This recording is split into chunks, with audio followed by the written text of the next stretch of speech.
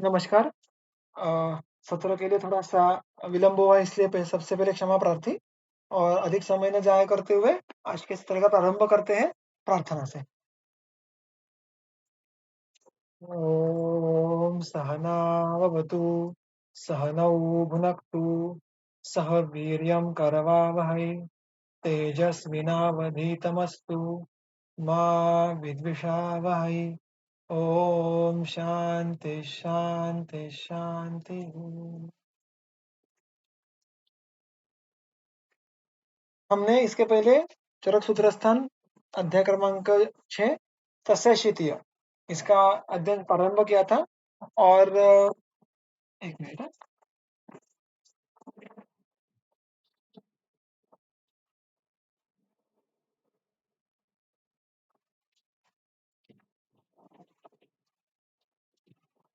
और इस अध्याय में हमने ऋतुओं की जो एक संकल्पना है और उनमें जो अलग-अलग आदान काल विसर्ग काल है उनके पीछे जो सूर्य, सोम, वायु इनकी दिशा, उनके शरीर के बल पे जो परिणाम होते हैं, उसके रसोत्पत्ति, उनके दोषों की अवस्था, इनके बारे में जो सूतोवाच कहा गया है, ये सारा एक मानव प्रस्तावना का भाग हमने इसके पहले देखा था और पहले 8 सूत्र हमारे उनका अध्ययन करके हुआ था। अब इसके बाद जो हेमंत ऋतुचर्या शुरू होती है, वहां से आगे अध्ययन प्रारंभ करेंगे। सूत्र क्रमांक 9 देखिएगा। शीते शीतानिल स्पर्श समृद्धो बलिनां बलि पक्ता भवति हेमंते मात्रा द्रव्य गुरुक्षमः। तो एक एक सूत्र देखेंगे और आगे बढ़ेंगे। सबसे पहले उन्होंने हेमंत ऋतु का वर्णन किया है और टीकाकार कहते हैं कि हेमंत इस 6 ऋतु में भी सबसे अधिक बल प्रदान करने वाला है, जिसको प्राय हमारे लैंग्वेज में आजकल के लैंग्वेज में हेल्दी सीजन कहते हैं मानो, कुछ उस प्रकार का। और इसीलिए सबसे पहले हेमंत इस ऋतु का वर्णन किया गया है। उसमें जो सबसे पहला सूत्र है उसमें देखिएगा कि जो सबसे पहला शब्द है शीते, ये आगे के पंक्ति में हेमंते इस शब्द का विशेषण है। तो शीते हेमंते ये एक यहाँ पे विशेषण विषय की जोड़ी हुई। फिर शीतानिल स्पर्श समृद्धा और बलि ये पक्ता इस शब्द के विशेषण हुए। यानी शीत अनिल के स्पर्श के कारण अवरुद्ध हुआ ऐसा बलवान पक्ता, पक्ता का अर्थ है अग्नि। तो ये एक विशेषण विशेष संबंध हो गया। और उसके बाद बलि नाम, बलि नाम ये षष्ठी बहुवचन है। बलि नाम ये वर्णन है व्यक्तियों का, लोगों का जो बलवान है। भवती क्रियापद हुआ और फिर आगे चलकर मात्रा द्रव्य गुरु क्षमा ये भी अग्नि यानी पक्ता का ही विशेषण है। तो शीते हेमंते, शीत इस प्रकार के हेमंत ऋतु में बलि नाम जो बलवान व्यक्ति है उनका शीत अनिल स्पर्श समृद्धा, शीत वायु के स्पर्श के कारण समृद्ध हुआ ऐसा जो पक्ता है, अग्नि है, वो बलि यानी बलवान बनता है। अब अग्नि का बल कैसे देखना है इसके बारे में चर्चा हमने मात्रा शीति के अध्याय में इनडायरेक्टली देखी थी कि जो अग्नि ये गुरु द्रव्य पचाने में सक्षम होगा या गुरु मात्रा पचाने में सक्षम होगा, उसको हम बलवान कहते हैं। और यहाँ पर भी उसका उन्होंने उल्लेख किया है कि वो बलवान होता है यानी क्या होता है, तो मात्राशः और द्रव्यशः गुरु इस प्रकार के आहार का पचन करने के लिए वो सक्षम होता है, कैपेबल होता है। तो ये देखो कितनी इंटरेस्टिंग बात है कि हेमंत ऋतुचर्या के वर्णन की शुरुआत ही वो अग्नि के स्टेटस के बारे में उसके वर्णन करके करते हैं और उसके पीछे का तर्क देते हैं वो भी बहुत ही सुंदर है। उसके बारे में थोड़ी चर्चा करेंगे। शीते हेमंते, अब देखिए हेमंत ऋतु में ठंड होना यह स्वाभाविक है। अगर वो स्वाभाविक है तो उसे फिर शीत इस विशेषण की जोड़ क्यों दी गई? तो यहाँ पर टीकाकार कहते हैं कि शीते हेमंते ऐसे कहने की आवश्यकता के दो संभाव्य कारण हो सकते हैं। एक तो जब हेमंत में शैत्य हो तब ये बात घटती है। अगर हेमंत ऋतु में ठंड पड़े ही ना या कोई मिथ्या योग अयोग के कारण कोई अन्य लक्षण उत्पन्न हो जाए तो हमें ये आगे का अग्नि बलवान होने वगैरह क्रिया देखने के लिए मिलेगी नहीं। इसलिए शीत यानी शीत गुण युक्त यानी हेमंत ऋतु में जब स्वाभाविक कालकृत ठंड गिरे तो ये आगे की बातें घटने वाली है। और वो कहते हैं कि चक्रपाणी जी इसके बारे में और कहते हैं कि यदि वह उसके पहले की बात में कि जब पहले हेमंत के पहले जो अन्य ऋतुओं में, वर्षा ऋतु में भी शैत्य देखने के लिए मिलता है, तो अन्य ऋतु में शैत्य होने के कारण वहां पर भी ऐसी घटना घटती है, ऐसा नहीं होता है। तो जब भी साल भर में ठंड करे या टेम्परेचर कम हो जाए तब तब ऐसे ही होगा, ऐसा नहीं होता है। एक्सक्लूसिवली हेमंत ऋतु के शैत्य में ही ये घटना घटती है। तो टू अंडरलाइन द एक्सक्लूसिविटी, यहाँ पे वो शीते हेमंते ऐसी बात कहते हैं, ऐसा चक्रपाणी जी ने यहाँ पे कहा है। इसमें और एक बात जो आगे हम भी तर्क के साथ प्रस्तुत कर सकते हैं वो है बलिनाम। हमने इसके पहले के सूत्र में देखा था कि पूरे साल में, एक संवत्सर में, एक व्यक्ति का सर्वाधिक बल ये हेमंत ऋतु में होता है। तो ऐसा भी टीकाकारों ने अन्य ग्रंथों में कहा है कि जब शरीर का बल ये अच्छा खासा होता है, अधिक होता है, तो जो बाहर का जो शीत वायु है वह स्वयं अंदर प्रविष्ट उसके गुणों को नहीं कर पाता, किंतु उसका शरीर के बाहर ही अवरोध किया जाता है, और इसलिए शीत गुण का अग्नि के उष्ण गुण के विपरीत कार्य होके अग्नि मान्य ना होते हुए केवल उसका संवृद्ध मात्र होता है। तो यहाँ पर एक संभावना ऐसी हो सकती है थ्योरेटिकली कि बाहर शैत्य है, उस शैत्य का परिणाम हमारे शरीर पे हुआ और शरीर के भीतर का अग्नि मंद हुआ, क्योंकि वो शीत गुण के विपरीत है। किंतु ऐसा हेमंत ऋतु में नहीं होता है, क्योंकि व्यक्ति का देह बल सर्वाधिक होता है, और देह बल जो अच्छा होता है तो हमारा जो उष्ण शीत सहत्व है, क्षमत्व है, वो भी अधिक होता है, और इसलिए शीत गुण का परिणाम शरीर के अंदर अग्नि पे होता नहीं है। तो कैसे होता है वो, हमारे अगर इसे बहुत जगह पे हमारे ग्रंथों में इस आयुर्वेदीय शरीर का वर्णन आया है कि किस प्रकार हमारे अग्नि की जो ज्वालाओं से जो उष्मा आती है। आप अगर देखो, आप अगर कहीं बॉनफायर के लिए जाओ या कभी यज्ञ के आसपास बैठो, तो अग्नि नामक द्रव्य की व्याप्ति एक मर्यादित स्वरूप में होती है, किंतु उसकी ऊष्मा ये हमें दूर दूर तक महसूस होती है। हम थोड़ा उससे दूर भी बैठे तो हमें गर्माहट होती है। वैसे ही हमारा अग्नि ये हमारे गृहिणी के आश्रय से है, शरीर के मानो एक केंद्र भाग में है, किंतु उसकी जो अर्चिस है, अर्चिस यानी जो ज्वालाओं के अंश है, वो हमारे शरीर के त्वचा के सरफेस तक हमें प्रस्तुत होते हैं, महसूस होते हैं, और उसको वहां पे उसका प्रक्षेपण करने के लिए, उसको वहां पे वहन करने के लिए समान वायु के लिए जो पथ कहा है कि दोष वह, स्वेद वह, अंबु वह, ये सारे स्रोत समान वायु के हैं, समान वायु के संचरण के लिए है। और स्वेदव स्रोतस मुख्यत्वे ये हमारे जो नाभि है वहां से उनका मार्ग शुरू होके उसकी जो प्रतान, जो उसके सारे शाखा उपशाखा बनती जाती है, उनका अंत कहाँ पे होता है, तो उनका अंत लोमकूप के मूल में होता है। तो हमारा जो अग्नि स्थान है उसके जो उससे शुरू होने वाली धमनियां होती है, उनके ब्रांचिंग होते होते होते उनके अंत ये लोमकूप के मूल में होते हैं, जो कि स्वेदव स्रोतस का मूल स्थान है। और अतः हमें कोष्ठस्थ अग्नि का परिणाम साक्षात त्वचा, स्वेद यहाँ पे देखने के लिए मिलता है। हमारा बॉडी टेम्परेचर हमेशा ये उष्णत्व की तरफ होता है, ये हमारे अग्नि के कारण होता है। अब यहाँ पे क्या घटना घटती है, ये जो संतत अग्नि की जो ऊष्मा है, ये हमारे लोमकूप के मूल से स्वेद स्रोतसों के द्वारा जो हमारे त्वचा पे बहुत सारे स्वेद मुख है, वहां से नित्य रूप से बाहर वो अल्प अल्प प्रमाण में विक्षेपित होते जाते हैं। उनका बाहर निकलना ये बंद हो जाता है, क्योंकि मानो जो बाहर का शीत वायु है वो इन दरवाजों को बंद कर देता है।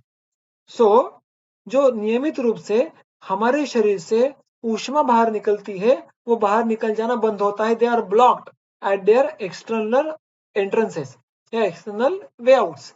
और वो ऊष्मा क्या होता है फिर, वो ऊष्मा फिर एक बार अंदर चला जाता है। जैसे ट्रैफिक में बहुत बार जो पुलिस होते हैं वो गाड़ियों को उल्टा जाने के लिए मजबूर कर देते हैं, उनको मोड़ देते हैं उनकी दिशा। वैसे ही शीत वायु इस ऊष्मा की दिशा अंदर की ओर मोड़ देता है, और ये जो ऊष्मा के अंश है वो फिर एक बार जाठराग्नि की तरफ वो उनका मार्गक्रमण शुरू होता है, और इन टर्न जाठर अग्नि का बल बढ़ता है।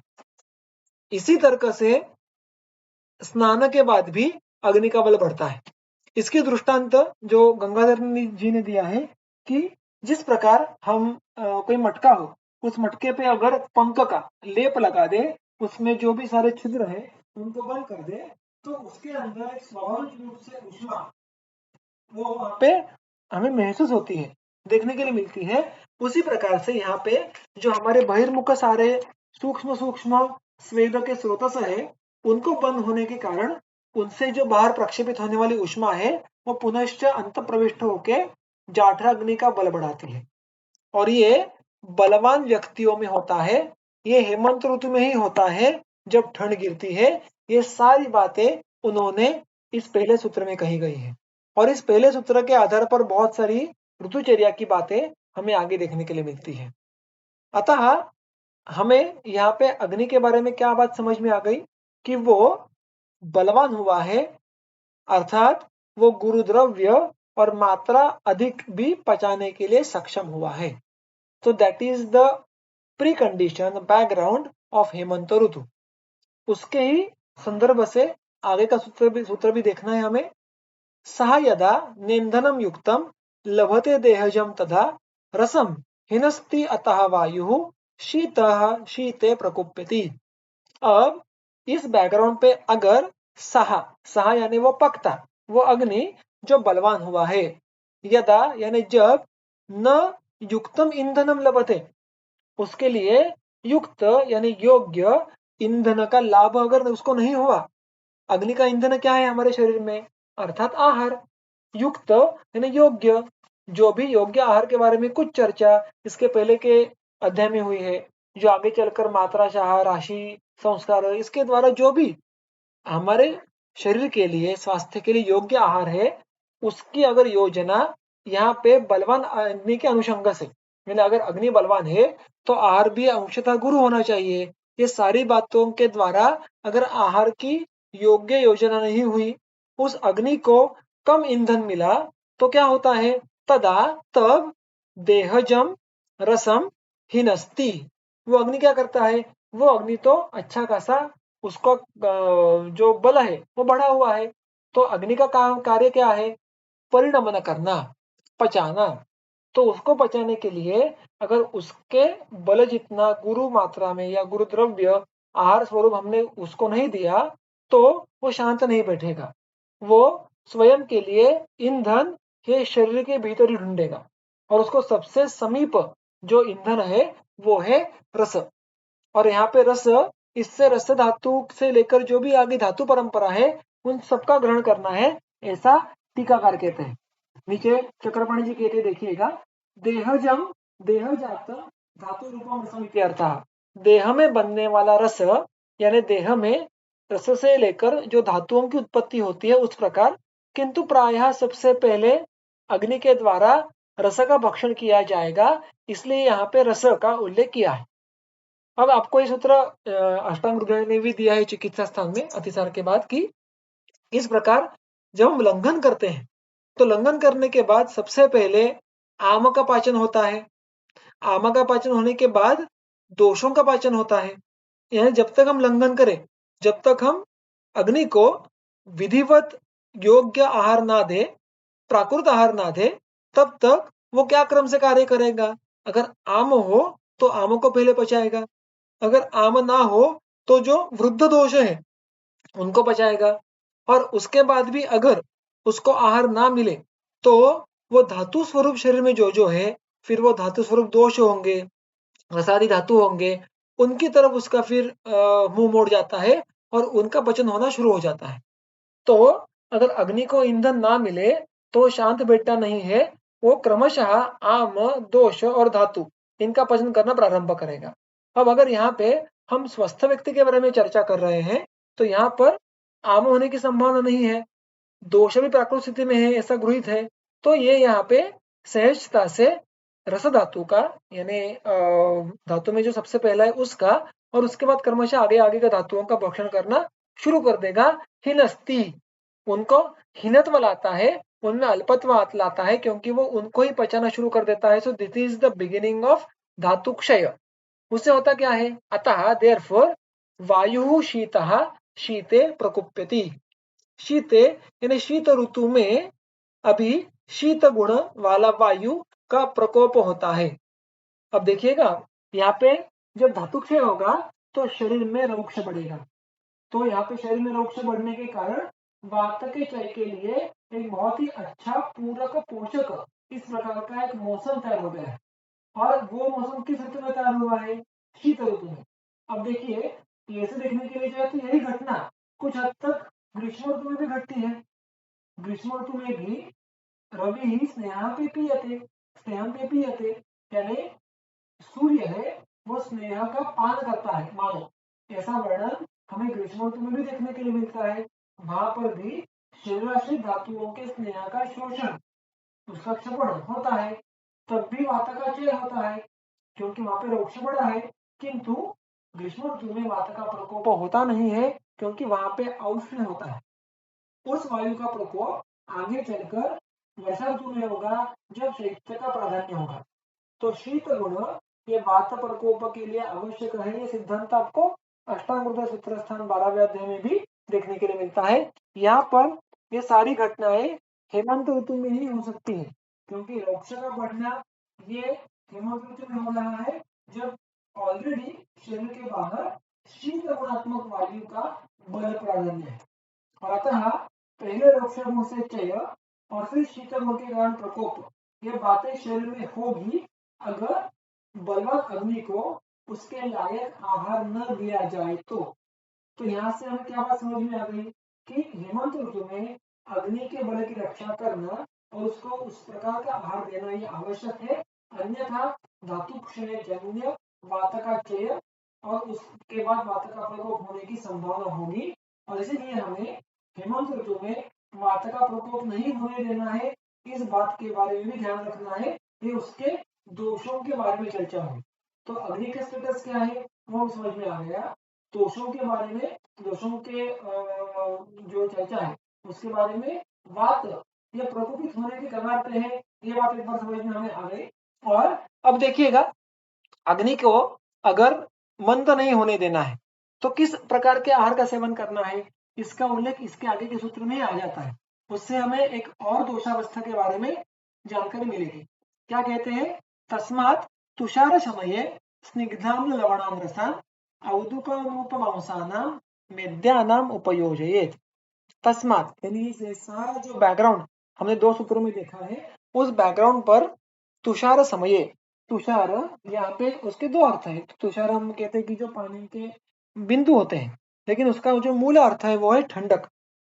तो ठंडक के अर्थ से यहाँ पे हमें तुषार को लिखना है कि जब हेमंत ऋतु में शीत समय है उस समय स्निग्ध अम्ल लवणात् रसायन, रसम का अगर रसम की तरफ देखें आहार को, रसम के दृष्टि से देखें तो जो स्निग्ध रस है, तो स्निग्ध रस में अम्ल, लवण और मधुर का भी समावेश आ जाता है।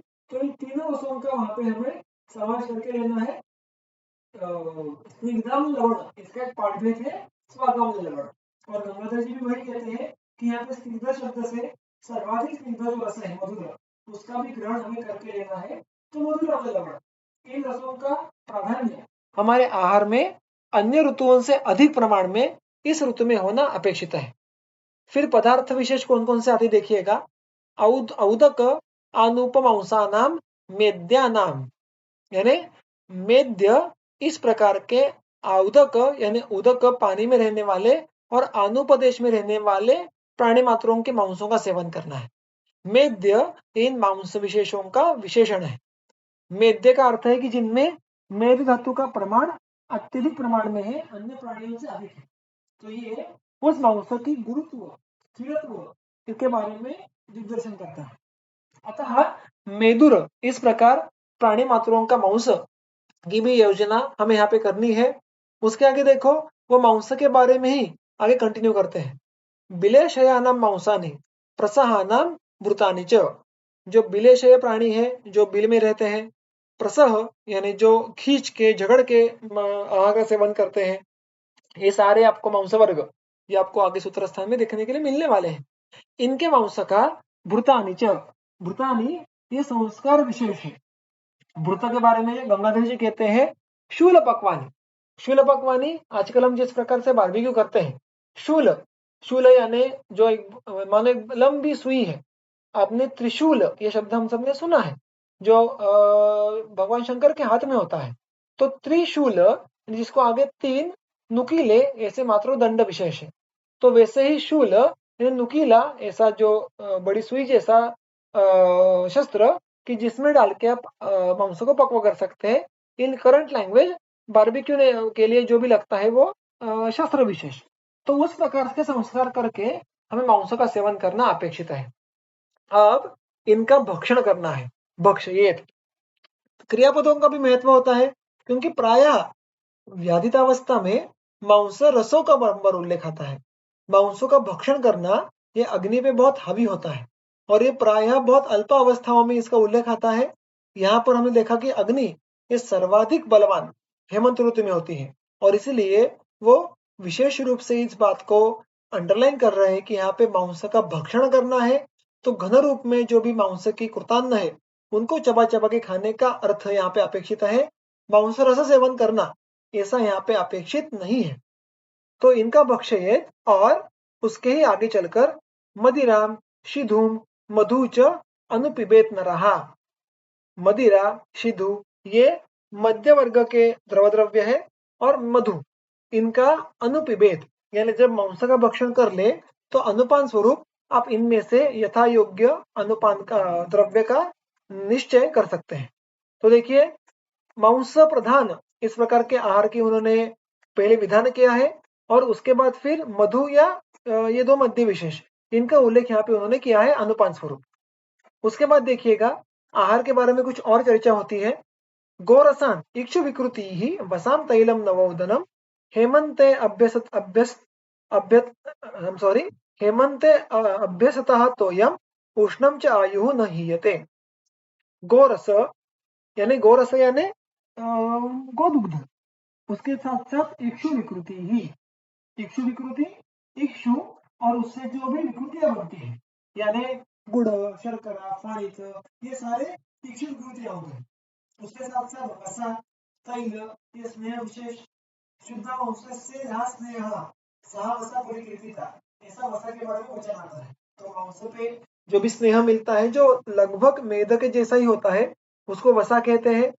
तैल तैल का आहार के संस्कार में उसका मुख्यतः अंगीकरण करना ये यहाँ पे अपेक्षित है और इसीलिए क्लासिकल जब हेमंत ऋतु में दिवाली आती है तो हमारे यहाँ पे तले हुए जो पदार्थ खाने की प्रवृत्ति ये हमारे परंपरा से अधिक क्यों है, क्योंकि हमारा अग्नि इस प्रकार का होता है और तैल ये संभाव्य वात प्रकोप के विपरीत कार्य करने वाला है और आगे चलकर उसका एक और रोल है जो बाद में हम उसकी चर्चा करेंगे। किंतु प्रायः तैल का समावेश आहार में अधिक मात्रा में किया हुआ देखने के लिए मिलता नहीं है।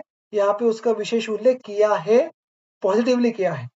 नवोदनम फिर बात कि प्रायः जो आहार ये नियमित सेवन करने के ऐसे नहीं है उनमें से जो गुरु आहार है उनका विशेष उल्लेख यहाँ पे हमें देखने के लिए मिल रहा है। ऑब्वियसली नवोदन यानी नव जो तंडुल है उनके जो हम तैयार करेंगे उसका उसके चावल पकाना है, उसका ओदन तैयार करना। इनका हेमंत में अभ्यसतः अगर आप इसका अभ्यास करो और यानी आपको हेमंत ऋतु में इनका नित्य रूप में शीलन करना है, सेवन करना है। ऐसा करने से और उष्णम च तोयम गर्म पानी का सेवन करने के गर्म पानी के सेवन का अभ्यास करने से आयु न हीयते उस व्यक्ति का आयु का हनन उस व्यक्ति की आयु क्षीण नहीं होती है। यानी इस प्रकार के आहार विशेष जो ऋतुचर्या के अनुषंग से हम कहे गए हैं उसका पालन करने से हमें इस ऋतु में स्वस्थ व्यक्तियों में धातु क्षय और उससे आगे चलकर आयु क्षय ऐसा देखने के लिए नहीं मिलेगा। तो अगर आप देखो तो ये सारे जो आहार विशेष है इनमें सामान्य बात क्या है, ये सारे गुरु इस प्रकार के हैं।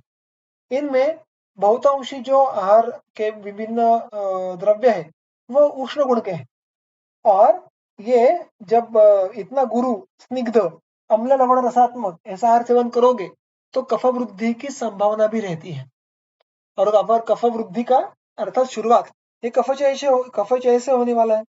तो कफचय से कफ प्रकोप क्यों नहीं होता?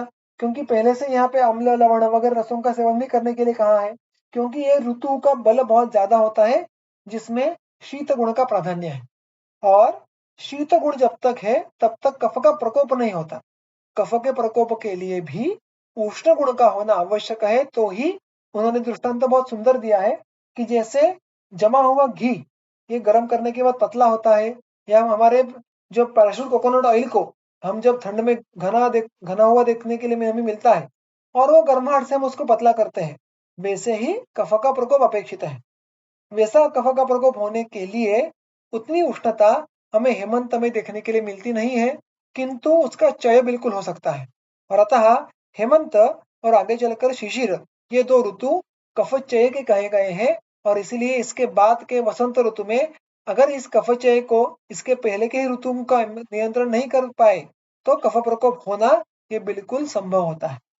अतः इस ऋतु में वात के प्रकोप और कफ के चय के विपरीत कार्य करना ये हमारा दोषों के प्रति एजेंडा है।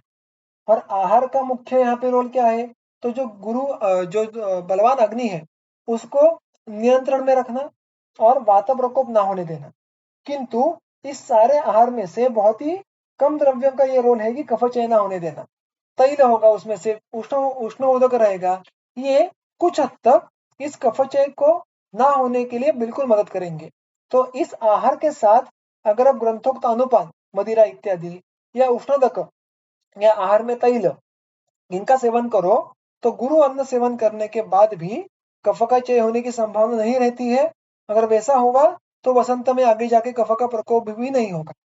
और इस आहार के द्वारा जो कफचय की संभावना रहती है उसके लिए आगे चलकर विहारात्मक भी जो ऋतुचर्या है उसमें भी बहुत सारी बातों का वर्णन आया है, उसको यहाँ पे आगे चलकर देखेंगे। सूत्र क्रमांक 14 से जो विभिन्न विहार है उनका वहां पे उन्होंने विवरण किया है, देखिएगा।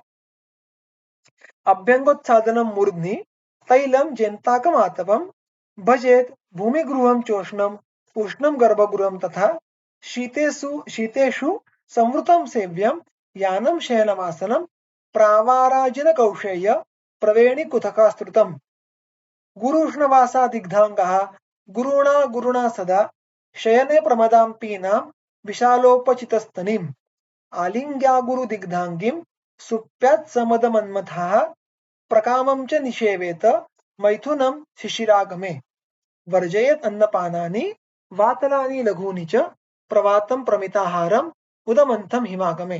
तो जो आखिरी का जो सूत्र है वो तो किस बातों का वर्जन करना है उसके बारे में है। उसके पहले विहार को भी उन्होंने अच्छा खासा वेटेज ये दिया है। देखो, अभ्यंग उच्छादन, उच्छादन चूर्णों से मृंक्षण करना, अवघर्षण करना। मूर्ध्नि तैलम, तो अभ्यंग कहने के बाद भी जब वो विशेष रूप से मूर्ध्नि तैल कहते हैं तो उसको कुछ विशेष अपेक्षा है। एक बार अभ्यंगम आचरित नित्यम और शिरश्रवण पादेशु ये नियम हमने वाग्भट में देखे हैं। तो अभ्यंग सर्वांग करना है तो उसमें सिर से लेके पांव तक ये सारे अवयवों का समावेश हो जाता है। फिर भी जब मूर्ध्नि तैल ऐसा कहते हैं तो हमें विशेष रूप से मूर्धा पे, शिर प्रदेश पे तैल लगाना ये आवश्यक कहा है, ऐसा मानना चाहिए, क्योंकि शिर प्रदेश ये कफ का स्थान है और स्वस्थान में कफ का चय ये होना ये बहुत ही सरल बात है। तो वहां पे कफों पे नियंत्रण रखने के लिए हमें शिरस्नेहन करना, तेल से शिरस्नेहन करना हेमंत ऋतु में ये बात आवश्यक हो जाती है। जेन्ताकम, जेन्ताक ये एक स्वेद विशेष है जिसका वर्णन चरक संहिता में आता है। उन्होंने वहां पे उसकी एक जो रूम है वो कैसी होनी चाहिए, वो रूम कहाँ पे होनी चाहिए, इसके बारे में बहुत सारी जो जानकारी है वो स्वेदाध्याय में दी गई है, तो मैं उसके बारे में विस्तार नहीं करूंगा। किंतु एक बलवान स्वेद प्रकार एक जेन्ताक स्वेद है, साग्नि स्वेद प्रकार है, इतना सिर्फ ध्यान में रखिएगा। ये छोड़कर इसके आगे के प्रायः सारे ये अनग्नि स्वेद प्रकार उन्होंने उसका वर्णन किया है। कौन कौन से है वो? आतपम यानी ठंड में जो धूप मिलेगी हमें उस धूप में जाके उसके द्वारा स्वेदन करने का विधान है। भजेत उनका नित्य रूप से सेवन कीजिएगा। और उसके साथ साथ भूमि गृहम, भूमि गृहम इसका अर्थ दो प्रकार से ले सकते हैं। एक तो जो हम ग्राउंड ये होता है ग्राउंड फ्लोर के भी नीचे का, जो जमीन के अंदर का जो फ्लोर होगा उसके भीतर ऐसा अगर कोई गृह होगा तो वहां पे जाके स्थित रहना। गंगाधर जी कहते हैं कि इष्टिका आममृत इत्यादि से निर्मित गृह, कि भूमि यानी मिट्टी, यानी जो मिट्टी के अलग अलग प्रकार है उसमें से भी जो इष्टिका जिससे बनती है वो मिट्टी होगी और इष्टिकाएं होंगी, इनके द्वारा जो भी ऐसा घर बना होगी जो भौम भूमि गुण प्रदान होगा, अत्यंत पार्थिव होगा, उसमें से शैत्य अंतर पहुंचेगा नहीं, उसको भी आप भूमि गृह कह सकते हैं, ऐसा गंगाधर जी का विधान है। और आगे चलकर कहा है गर्भगृह। गर्भ है सबसे भीतरी जो रूम होगी, या ऐसा गृह कि जिसके बाहर आपको 2 या 3 कंपाउंड के स्वरूप में जो भित्तियां होंगी, कि जिसके बहुत ही लेयर्स है और उसके सबसे भीतरी रूम में आप रहते होंगे, उसको गर्भगृह कहेंगे। तो इन सारों का तर्क क्या है, लॉजिक क्या है इनके पीछे, कि ऐसे जगह पे निवास करो जहाँ पे आसानी से ठंडक ये पहुंच नहीं पाएगी, वहां पे इतना सारा जो एक मानव आवरण हमने उत्पन्न किया है उसके कारण एक प्रकार का अनग्नित स्वेद ही वहां पे होने वाला है। फिर उसके बाद भूमिगृहम च उष्णम उष्णम गर्भगृहम तथा, और इन दोनों गृहों को उन्होंने उष्णम उष्णम ऐसा कहा है। ऐसा क्यों, तो वहां पर हमने बहुत बार टीवी में देखा है उस प्रकार से कि अंदर वहां पे गर्माहट उत्पन्न करने के लिए जिसको कोई मतलब जो हीटर होता है, रूम हीटर आजकल का उपयोग करते हैं, मराठी में इसको शेकोटी कहते हैं, या इंग्लिश में आप अगर आप जो ठंड के देश हैं वहां पे उनके ऐसे हॉल्स में ये फायर प्लेसेस हुआ करते हैं, कि जिससे आप थोड़ी वहां पे अग्नि जलाकर उस गृह में टेम्परेचर बढ़ जाए ऐसी व्यवस्था करो, तो उसको हम यहाँ पे उष्ण गुण से समझ के लेंगे। तो इस प्रकार से गर्भगृह या भूमि गृह ये गर्म रखना और वहां पे रहना अपेक्षित है।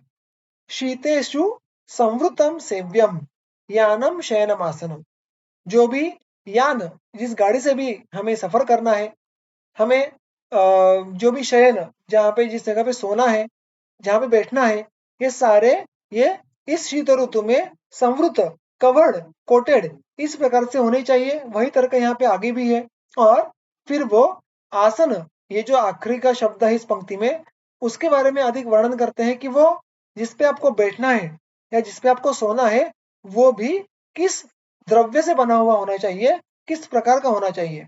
और उसी के बारे में दूसरी पंक्ति है, प्रावर प्रावार आजीन कौशेय प्रवेणी कुथक इनसे आस्तृतम, यानी इनसे फैला हुआ, इनसे फैलाया हुआ, बनाया हुआ, ऐसा हमारा आसन शयन ये होना अपेक्षित है। ये सारे जो द्रव्य है, ये सारे मटेरियल है, वो हम जिसको मराठी में कहते हैं कि ऊब देणारे या गर्माहट देने वाले इस प्रकार के हैं। कौन कौन से देखो, प्रावार, प्रावार का अर्थ क्या है, चक्रमणि जी नीचे आपको अगर टीका देखो तो उसमें उन्होंने प्राय सारे इन जो शयन और आसन विशेष है उनकी टीका उनके बारे में अर्थ दिया है। प्रावारः गुरु प्रावरणम कंबल आदि, कंबल इसका तो ये साक्षात हिंदी शब्द है। तो ये इस प्रकार का जो बहुत ही थिक जाड़ा ऐसा जो रहेगा ब्लैंकेट, उसको प्रावार कहते हैं। अजिनम व्याघ्रति चर्म, जो चमड़े का बनाया हुआ अगर ऐसा कोई होगा उसको भी अजिन कहेंगे। कौशेयम कोशकार कीट तंतुमयम, कोश जो कीटक कोश करता है, ऐसा कौन सा कीटक है जो कोश करता है और उससे हम वस्त्र मिलता है, तो रेशम का कीड़ा। तो सिल्क, सिल्की क्लॉथ, इसका भी उपयोग आप यहाँ पे कर सकते हैं। तो सिल्क ये शब्द, ये अर्थ कौशेय इस शब्द से अपेक्षित है। प्रवेणी गोणी इति प्रसिद्धा, वेणी, हम वेणी का उल्लेख अन्यत्र भी बंधक इसमें आता है, और मराठी में भी वेणी कहते हैं हम जो बालों की रचना करते हैं, जिसी रचना के द्वारा ही, जिसको मराठी में हम सुतड़ी कहते हैं, या गोणी गोणपाट, ये सारे शब्द मराठी में भी आधारभूत है। ये इसका उपयोग हम यहाँ पे कर सकते हैं, वो शब्द का अर्थ प्रवेणी इससे हमें लेना है। कुथकः चित्रकंबलः, कुथक इस शब्द का अर्थ है चित्र कंबल, यानी चित्र विचित्र वस्त्रों से द्वारा जो एक साथ में उसको सिया हुआ हो उसको हम कुथक कहेंगे। तो जिसको घोंगड़ी कहेंगे, तो इस प्रकार से उसका हम वर्णन देख सकते हैं।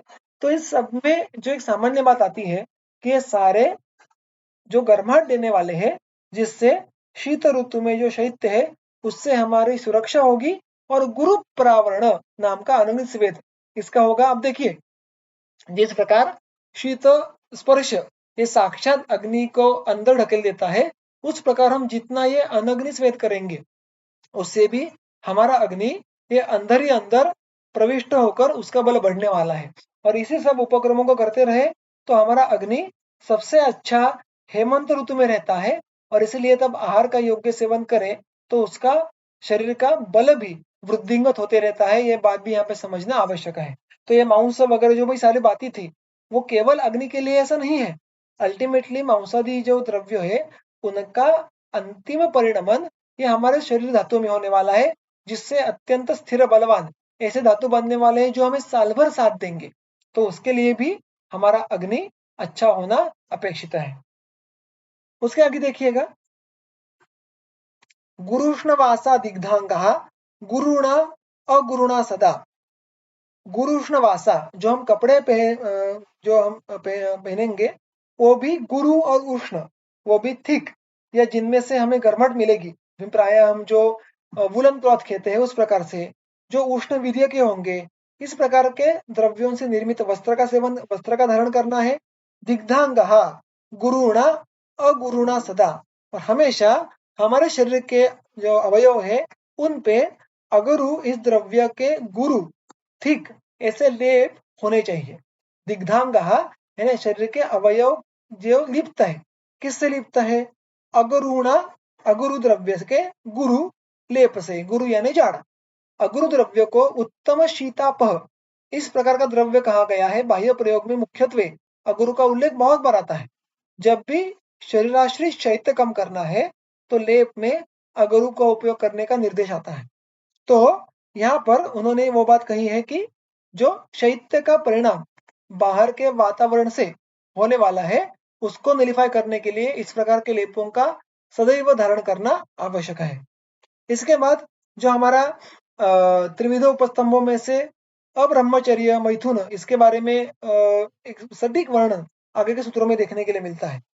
क्या है देखो यहाँ पे, शयने प्रमदाम पीनाम विशालोपचितस्तनिम आलिंग्य अगुरु दिग्धांगिम सुप्यात समद मन्मथा। अब यहाँ पे ये वर्णन स्त्री का है। स्त्री का वर्णन क्यों है? क्योंकि हमारे ग्रंथों की रचना इस प्रकार है कि पुरुष के शरीर को सामने रखकर सारा वर्णन किया गया है, और फिर जो स्त्री विशिष्ट बातें हैं वो यहाँ पे वहां पे वर्णन किए हैं कि जो पुरुष के शरीर से कुछ अधिक वर्णन करना है। यानी आशयों का वर्णन करना है तो 7 आशय कहे, फिर 8वां गर्भाशय कहा। अगर यहाँ पे कुछ इस प्रकार के कुछ स्रोतों का वर्णन करना है तो उसमें वो अर्थवह जोड़ देते हैं, एंड सो ऑन। बाकी सारे नियम ये एक जैसे होते हैं। तो यहाँ पर भी जब बात आती है तो विपरीत लिंग कौन सा है? पुरुष के प्रायः तो स्त्री। तो अतः उस भाव को मन में रख के वो कहते हैं कि सोने के समय प्रमदाम पीनाम, जो पुष्ट अच्छे से वो जो स्त्री होंगी वो भी उस ऋतु के अनुषंग से धातु उपचित होना अपेक्षित है। विशाल उपचित स्तनिंग, और स्तन ये उसके मांस का एक रिफ्लेक्शन है। स्तन ये जो अवयव विशेष है वो मांस, मेद, शुक्र इन धातुओं का रिफ्लेक्शन देता है। और ऐसी बातें हमें संदर्भ से और वृद्ध वैद्य परंपरा में देखने के लिए मिलती है। वो यहाँ पे स्त्री का वर्णन है कि वो विशाल और उपचित होने वाली आलिंग्य अगुरु दिग्धांगिम, उस स्त्री ने भी अगुरु के लेप का सेवन किया गया हो और उसको आलिंगन करके सुप्या सो जाना है। देखिए यहाँ पे मन के बारे में भी सोचा है। हमारे यहाँ पे केवल मैथुन करो इतना वो कह सकते थे, किंतु मनस्थिति कैसी होनी चाहिए, भावनाएं कैसी होनी चाहिए, उसके लिए उन्होंने इन सारी बातों का वर्णन किया है। क्योंकि ultimately at the end of day ये हमारा तंत्र ये धातु साम्य क्रिया के लिए बना है। तो उसमें वो छोड़ के बाकी किसी बात के बारे में या उसके बिना चर्चा नहीं होगी, ये बात तो पक्की है। तो हमारा नजरिया ऐसा होना चाहिए कि ये बातें धातु साम्य रक्षण के लिए क्यों कही गई होंगी। तो यहाँ पे हेमंत ऋतु को अगर समझे तो ये व्यवहार के बारे में, उसके मानसिकता के बारे में बातें समझ में आती है। और आगे चलकर टीकाकार सुश्रुत स्वयं कहते हैं कि व्यवाय, व्यायाम, ये विहारों का सेवन करना। और अभी तक हमने अभ्यंग, उत्साधन, जो अनग्नि स्वेद देखे या इन जनरल स्वेद प्रकार देखे, इन सब का एक जो सबसे प्रमुख उद्देश्य है वो है कफ का चयन ना होने देना। योग्य प्रकार से मैथुन का सेवन करें, क्योंकि गृहस्थाश्रम में मैथुन करना ये उपस्तंभ का एक भाग है, अर्थात वो विधिवत होना चाहिए। कितने कौन से ऋतु में वो कितने फ्रीक्वेंसी से करना है, ये सारी बातों का वर्णन हमें ग्रंथ में देखने के लिए मिलता है।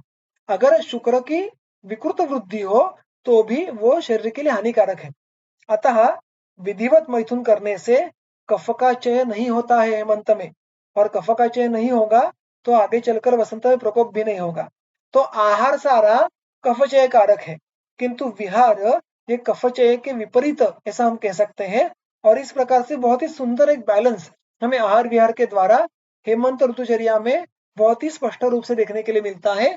और उस कफचय का निग्रह करने के लिए व्यवाय का यहाँ पे उल्लेख उन्होंने किया है, और इसलिए उसको आलिंगन दो, ये भी एक प्रकार का स्वेदोत्पत्ति नहीं कहूंगा, स्वेदन इस उपक्रम के यहाँ एक एस्पेक्ट है। और समद मन्मथा प्रकामं च निषेवेत मैथुनम, और मन में मद उत्पन्न होकर, या जिसके मन में मद उत्पन्न है, उस प्रकार की भावना उत्पन्न है, उस प्रकार के व्यक्ति ने प्रकामं च निषेवेत मैथुनम, उसके मन में जो इच्छा है मैथुन के बारे में, उस इच्छा की पूर्ति के लिए वो मैथुन का सेवन कर सकता है। ये लिबर्टी हमें केवल शीत ऋतु में है। अगर आप मैथुन के बारे में जो वर्णन देखो तो ग्रीष्म, वर्षा और अन्य ऋतु में भी उसकी फ्रीक्वेंसी कम कम कही गई है। केवल स्वस्थ व्यक्ति जो स्वस्थ वृत्त का पालन करता है और व्यवहार के लिए जो भी विशिष्ट नियम है, नित्य रूप से वाजीकरण का सेवन करना है, व्यवहार के बाद पश्चात कर्म क्या है, इन सारी बातों का वर्णन हमारे ग्रंथों में दिया है। ये सारी बातें करने के बाद वो उसके मन के अनुसार, कामना के अनुसार व्यवहार कर सकता है इन हेमंत ऋतु। और अगर ऐसा किया तो उसका जो आनंद नाम का उपस्थ इस कर्मेंद्रिय का जो कर्म है वो भी अच्छे से होगा, कफ का चय भी नहीं होगा। ये शारीर मानस दोनों लाभ मैथुन के द्वारा हेमंत ऋतु में प्राप्त होते हैं। ये कब करना है? शिशिरागमे। अब यहाँ पे शिशिरागमे इस शब्द का उल्लेख किया है। शिशिरागम यानी शिशिरा आने के समय। तो यहाँ पे जो टीकाकार है वो कहते हैं कि ऐसा क्यों कहा गया है, मुख्यत्वे गंगाधर जी वो कहते हैं कि देखो, हेमंत का जब अंत का पीरियड होगा तब शिशिर आना शुरू हो जाएगा। तो जब शिशिर का भी थोड़ा इनिशियल के कुछ दिन होंगे तब तक भी आप ये बात कर सकते हैं। सो दिस एग्जैक्ट ऋतुचर्या can be extended a bit into शिशिर ऑल्सो, जब तक हेमंत का कुछ प्रभाव बाकी है। तो शिशिर आने तक या शिशिर का आगमन होने के बाद भी कुछ दिन तक आप ये सारी बातें कर सकते हैं। ये बात उनको दर्शानी है, इसीलिए उन्होंने यहाँ पे शिशिरागमे इस शब्द का उल्लेख किया है। और ये सब करो करो करो ये कहने के बाद क्या मत करो, इसका वर्णन उन्होंने एक सूत्र में किया है। वर्जयेत, उसका वर्जय करो किस किस को? अन्न पानानी वातलानी, जो खाना पीना है जिससे वात प्रकोप होगा। लघुनीच, जो लघु गुणात्मक होगा। प्रवातंच, जो प्रकर्षण, जो बहुत ही बलवान ऐसा वायु होगा जो स्वभावतः शीत होगा, उसके हमें हमारा रक्षण करना आवश्यक है। प्रमित आहार, आवश्यक प्रमाण से कम मात्रा में आहार सेवन करना। अल्पाहार, इसका अर्थ प्रमितासन है। उदमंथम, उदमंथ का अर्थ है जो यव चूर्ण होता है उसको पानी में घोल के पीना, वो उदमंथ ये कल्पना हुई। उसका इन सारों को वर्ज्य करना है। हिमागम, यानी जब हेमंत शुरू हो जाए तो ये सारे आहार और विहार विशेष इनको वर्ज्य करना है। इनको क्यों वर्ज्य करना है? ये सारों का अगर आप गुणधर्म अगर हमारे ध्यान में रखें और आज अभी तक का जो हेमंत का वर्णन है वो ध्यान में रखें तो सुस्पष्ट है। और ऐसा करके यहाँ पे हेमंत ऋतु के बारे में जो चर्चा है वो पूरी हो जाती है। इसके आगे जो शिशिर ऋतु है उसका हेमंत के साथ कैसा संबंध है और शिशिर ऋतु में क्या भिन्नत्व है हेमंत के तुलना में, ये बातें आ जाती है। किंतु उसके लिए हमें कुछ एक 10-15 मिनट और लग जाएंगे और हमारा समय भी आज हो गया है, तो मैं इसका आज विस्तार नहीं करूंगा। अगर आज के सत्र में किसी को कोई प्रश्न है तो मुझे इसके बाद पूछ सकते हैं, अन्यथा हमारा आज का सत्र यहाँ पे समाप्त करेंगे।